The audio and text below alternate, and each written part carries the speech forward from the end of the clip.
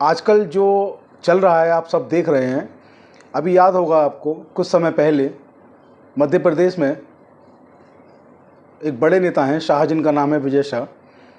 उनकी टिप्पणी आपको याद होगी।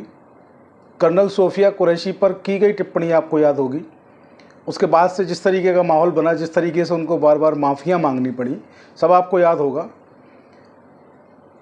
मोदी जी ने खुद सामने आकर ये कहा कि इस तरीके की भाषणबाजी आप लोग ना करें। बड़बोले नेताओं को उन्होंने चुप रहने की, शांत रहने की नसीहत भी दी, लेकिन उसके बाद भी जो है मामला कहीं रुकने का, थमने का नाम नहीं ले रहा है। और आप देखेंगे कि लगातार जो इस तरीके की भाषा का इस्तेमाल हो रहा है कि आप सोच में पड़ जाएंगे कि ये नेता जो हैं, इनको आखिर कहाँ से ट्रेनिंग मिलती है, किस तरीके की बात करते हैं, कौन सा लहजा जो है इस्तेमाल करते हैं बातचीत करने के लिए। बहुत सोचने वाली बात है। वीडियो को स्किप ना करें, आगे पीछे करके ना देखें, पूरा देखें और अच्छा लगे, पसंद आए तो शेयर फॉरवर्ड अवश्य करें। तो आइए शुरू करते हैं कि आखिर मसला है क्या।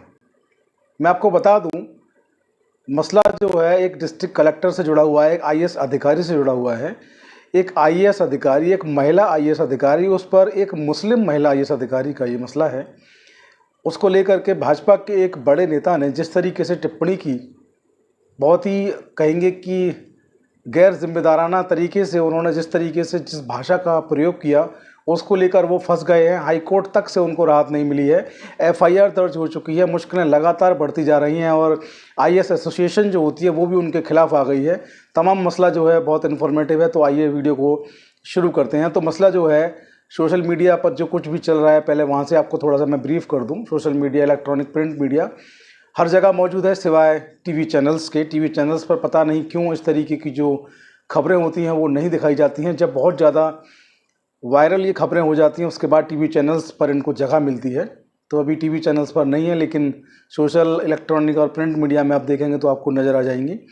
तो मसला जो है कर्नाटका का है। कर्नाटका में कलबुर्गी की डीसी यानी डिस्ट्रिक्ट कलेक्टर हैं फौजिया तरन्नुम। उन पर जो नेता हैं भाजपा के, एक एमएलसी हैं एन रवि कुमार, उन्होंने उन पर टिप्पणी की और उनको पाकिस्तानी बोल दिया। टिप्पणी बहुत गंभीर है, उनको पाकिस्तानी बोल दिया, जिस पर एफआईआर दर्ज हुई। और एफआईआर दर्ज होने के साथ में बहुत कुछ हुआ। देखिए उनका स्टेटमेंट मैं पहले आपको बताता हूँ, उनका स्टेटमेंट क्या था, आखिर उन्होंने ऐसा बोला क्या था। तो कलबुर्गी जिला कलेक्टर दफ्तर ने अपनी आज़ादी खो दी है। ये एन रवि कुमार जो एमएलसी हैं, उनका स्टेटमेंट, भाजपा के एमएलसी हैं बीजेपी के, उनका स्टेटमेंट मैं आपको बता रहा हूँ। कलबुर्गी जिला कलेक्टर दफ्तर ने अपनी आज़ादी खो दी है। जिला कलेक्टर मैडम भी कांग्रेस की ही सुन रही हैं। मुझे पता नहीं कि जिला कलेक्टर पाकिस्तान से आई हैं या यहाँ की आईएएस अधिकारी हैं। N Ravi Kumar MLC BJP, ये इनका स्टेटमेंट है। इसको लेकर के जो है मुश्किलें इनकी बढ़ गई। एफआईआर दर्ज हुई और पाकिस्तानी कहना इनको भारी पड़ा। देखिए बार और बेंच जो है वो भी इस पर लिखता है कि कर्नाटका उच्च न्यायालय ने मुस्लिम आईएएस अधिकारी के खिलाफ पाकिस्तान टिप्पणी के लिए भाजपा एन रवि कुमार को फटकार लगाई। हाई कोर्ट से भी फटकार लगी है। नवभारत टाइम्स की बात करें तो देखिए यहाँ पर लिखा है कि सोफिया कुरैशी विवाद के बाद आईएएस फौजिया तरन्नुम पर बीजेपी एमएलसी की आपत्तिजनक टिप्पणी, पाकिस्तानी बताया। एबीपी न्यूज़ की बात करें तो फौजिया तरन्नुम कंट्रोवर्सी, बीजेपी नेता को कलबुर्गी की महिला आईएएस अधिकारी को पाकिस्तानी कहना जो है वो महंगा पड़ा है। दर्ज हुई एफआईआर, जानिए क्या है पूरा मामला। अब बात करेंगे द वायर से। द वायर से मैं आपको पूरा मसला जो है समझाने की कोशिश करूंगा कि पूरा मसला आखिर है क्या। तो देखिए द वायर में साफ साफ लिखा है कि कर्नाटक हाईकोर्ट ने भाजपा नेता से पाकिस्तान संबंधी टिप्पणी पर पुलिस अधिकारी से माफ़ी मांगने को कहा। जो डिस्ट्रिक्ट कलेक्टर हैं उनसे माफ़ी मांगने को कहा है। तो खबर मैं आपको बता दूं, देखिए कर्नाटका हाई कोर्ट ने Bharatiya Janata Party Bhajpa MLC N Ravi Kumar से कहा है कि वे आईएएस अधिकारी के खिलाफ की गई पाकिस्तान संबंधी टिप्पणी पर कलबुर्गी की जो डिप्टी कमिश्नर हैं, जिला कलेक्टर जो हैं, उनसे माफ़ी मांगने को यहाँ पर कहा गया है। और समाचार एजेंसी जो है पीटीआई, इसकी रिपोर्ट के मुताबिक इन्होंने खबर को छापा है। इस पर लिखा है कि समाचार एजेंसी पीटीआई रिपोर्ट के मुताबिक रवि कुमार की याचिका ये कि हाई कोर्ट में गए थे एफआईआर के विरुद्ध, एफआईआर को ख़त्म करवाने के लिए। और हाई कोर्ट जाने के बाद इन्होंने ये भी कहा हाई कोर्ट में कि मैंने जो है उनसे जो कुछ भी मैंने बोला इस पर मैंने माफ़ी मांग ली है। तो हाई कोर्ट ने इस पर बड़ी कड़ी और बड़ी कठोर टिप्पणी की। हाई कोर्ट ने कहा कि ये माफ़ी जो है आप उनसे जा कर के मांगिए, और अगर वो आपको माफ़ कर दें तो लिखित रूप में लिखवा करके लाइए कि आपको माफ़ कर दिया है। और ये कहा कि आप उस लिखित माफ़ीनामा को पत्रावली पर यानी कि याचिका पर दाखिल करिए हाई कोर्ट में। उसके बाद हम हाई कोर्ट यानी कि हम हाई कोर्ट जो है वो सोचेंगे कि आपको राहत दी जाए या ना दी जाए। इसके साथ ही उन्होंने ये भी कहा कि आपको याद होगा कि मध्य प्रदेश में अभी पिछले दिनों जिस तरीके की हरकत हुई, जिस तरीके की घटना हुई, आपको याद होगा। और उस घटना के बाद सोफिया कुरैशी वाले मसले पर कितनी बार विजय शाह को माफ़ी मांगनी पड़ी, लेकिन उनको राहत नहीं मिली। तो आपको इस बात का भी याद रखना चाहिए कि ऐसी हरकतें जो हैं आपकी तरफ से ना हों। तो इसमें पीटीआई की रिपोर्ट के मुताबिक रवि कुमार की याचिका, जिसमें उन्होंने अपने खिलाफ दर्ज एफआईआर को रद्द करने की मांग की, इस पर जो सुनवाई करते हुए जस्टिस सूरज गोविंदराज की अध्यक्षता वाली हाईकोर्ट की अवकाश पीठ ने गुरुवार 29 मई को मौखिक रूप से एमएलसी से सीधे माफ़ी मांगने को कहा है। ज्ञात हो कि 24 मई को भाजपा के विरोध प्रदर्शन के दौरान रवि कुमार ने आईएएस अधिकारी तरन्नुम पर कांग्रेस पार्टी के इशारे पर काम करने का आरोप लगाया और कहा था कि वह पाकिस्तान से आई हुई लगती हैं। देखिए किस तरीके की बात यहाँ पर जो है कही गई है। और इस पर जो है उप मुख्यमंत्री हैं डीके शिव कुमार, उनका भी इस पर बयान आ गया है इस पूरे मसले पर। एबीपी न्यूज़ के माध्यम से मैं आपको बता रहा हूँ इसको। इसमें लिखा है कि कलबुर्गी डीसी फौजिया तरन्नुम के खिलाफ कथित टिप्पणी के लिए भाजपा एमएलसी एन रवि कुमार के खिलाफ हाईकोर्ट खिलाफ एफआईआर दर्ज होने पर कर्नाटक के मुख्यमंत्री डीके शिव कुमार ने कहा कि भारतीय प्रशासनिक सेवा संघ के अधिकारी और अन्य लोग आज सुबह मुझसे इस मसले पर मिले। वे सभी हैरान हैं कि फौजिया तरन्नुम बहुत ही साफ़ सुथरी अधिकारी हैं।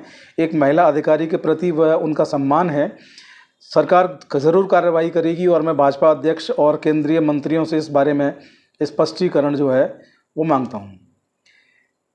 कर्नाटक जो कांग्रेस है उन्होंने भी इस पर हमला किया, उसके बारे में मैं आपको बताऊँ क्या वो कहते हैं, क्या उन्होंने यहाँ पर इस बारे में लिखा है। फौजिया तरन्नुम से जुड़े मामले पर कर्नाटक कांग्रेस ने एक्स यानी कि जो पूर्व में ट्विटर था उस पर लिखा है, पोस्ट करते हुए लिखा कि भाजपा एमएलसी एन रवि कुमार की तरफ से कलबुर्गी डीसी फौजिया तरन्नुम को एक विरोध प्रदर्शन के दौरान पाकिस्तानी कहना शर्मनाक टिप्पणी है।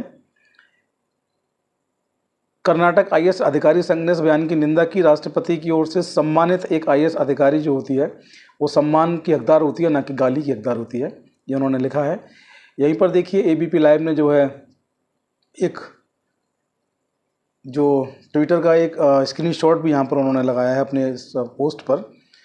एबीपी लाइव में मैं आपको पढ़कर सुना रहा हूँ। आईएएस ऑफिसर एसोसिएशंस कर्नाटका की तरफ से एक लेटर यहाँ पर दिया गया है और उन्होंने कहा है कि आईएएस ऑफिसर एसोसिएशन के एक बयान में कहा कि फौजिया तरन्नुम एक बेदाग और ईमानदार आईएएस अधिकारी हैं जिनका ट्रैक रिकॉर्ड सराहनीय है। जनसेवा का राज्य के प्रति गहन समर्पण की भावना वो रखती हैं।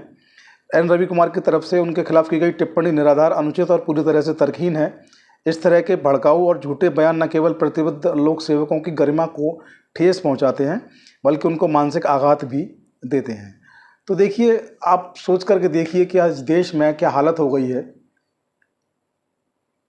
सेना की अधिकारी, आपको याद होगा कर्नल सोफिया कुरैशी, जिन्होंने ब्रीफिंग की भारत की तरफ से जो पाकिस्तान पर, आपको सब मालूम है कि अभी पिछले दिनों एयर स्ट्राइक की गई, उसको लेकर के उन्होंने ब्रीफिंग की थी जिस पर कि मध्य प्रदेश के एक बड़े नेता हैं, भाजपा के ही हैं, मंत्री हैं, विजय शाह, उन्होंने उस पर स्टेटमेंट दिया और वो स्टेटमेंट को लेकर उनकी इतनी खिंचाई हुई, बार बार उनको माफ़ी मांगनी पड़ी, मामला कोर्ट तक गया, कोर्ट से भी उनको राहत नहीं मिली। मोदी जी को आके कहना पड़ा कि भाजपा के जो नेता हैं बड़बोलेपन में ऐसी बातें ना कहें, सावधान हों और ऐसी बातों को कहने से बचें। उसके बाद देखिए इस तरीके का स्टेटमेंट आता है और ये स्टेटमेंट भी एक मुस्लिम महिला अधिकारी, वहाँ पर सोफिया कुरैशी जो थी वो सेना की अधिकारी हैं, वो भी मुस्लिम महिला थी। यहाँ पर भी ये मुस्लिम महिलाएं जो आईएएस अधिकारी यानी कि देश की वो सेवा, देश की वो नौकरी जो नंबर 1 पर आती है, नंबर 1 का ग्रेड जिसको दिया जाता है, नंबर 1 की प्रशासनिक सेवा, जिससे बड़ी कोई नौकरी भारत में नहीं है, आईएएस के अधिकारी। एक आईएएस अधिकारी जो होता है, आईएएस अधिकारी के पास तमाम तरह के प्रोटोकॉल्स होते हैं, तमाम तरह के पावर्स होते हैं और किस तरीके से वो पूरे देश की जो व्यवस्था होती है उसको चलाने में सहायक होते हैं, पूरा देश जानता है।